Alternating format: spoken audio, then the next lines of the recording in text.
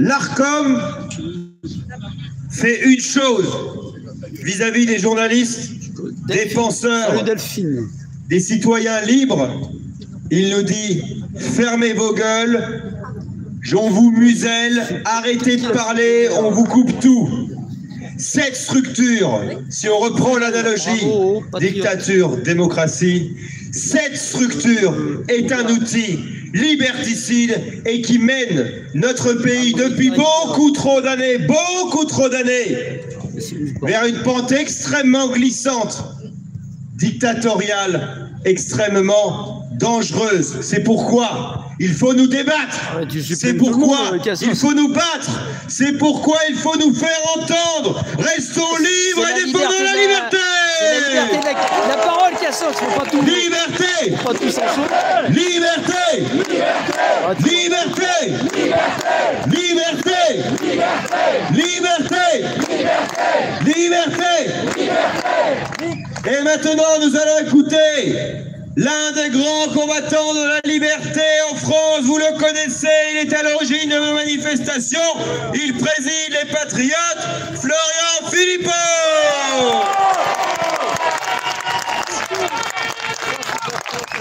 Merci à tous. Merci. Et bravo à vous tous. Et bravo aux intervenants qui se sont succédés avant moi, qui ont un profil, vous l'avez vu, extrêmement varié. Et ça ne m'étonne pas, ça montre à quel point la cause qui nous réunit ce soir, elle nous touche tous. Cette cause, c'est la liberté d'expression. Nous sommes ici, pile au pied de l'Arcom. D'ailleurs, ils ont mis les lettres, regardez, à RCOM, à l'avant-dernier étage. Ils ont écrit Arcom. Nous y sommes, c'est devenu un symbole, le symbole de la lutte contre la liberté d'expression et la lutte contre le pluralisme des idées.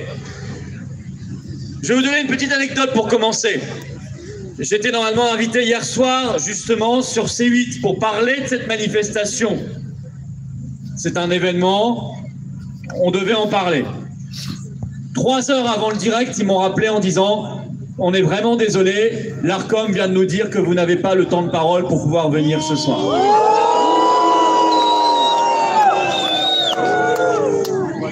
CQFD.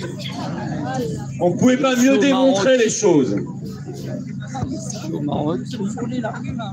Les attaques contre la liberté d'expression sont toujours des attaques contre l'intelligence.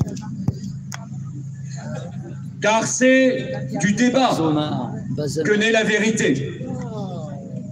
C'est de la diversité des points de vue que naît la possibilité d'un esprit critique.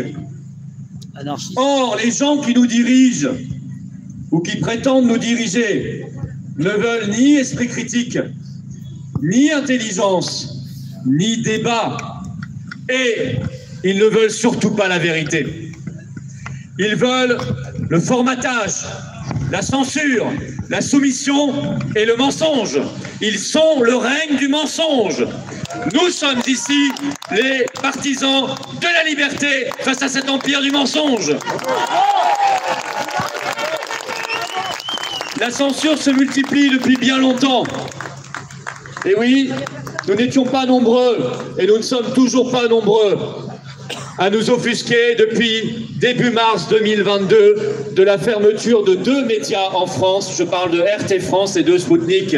Et on avait alerté les autres journalistes en disant si vous ne vous scandalisez pas de cette fermeture dans les autres pays, mais pas en France. 150 journalistes et salariés à RT France, vous serez les prochains sur la liste. Eh bien, nous avions raison. Il y a eu des prochains et des suivants sur la liste. Le prochain, c'est Hanouna. Il y aura fin février la fermeture de C8 et de Énergie 12. C'est dur à croire, hein. Moi je crois pas encore. Pour mettre à la place Ouest France TV, qui effectivement n'est même pas prête.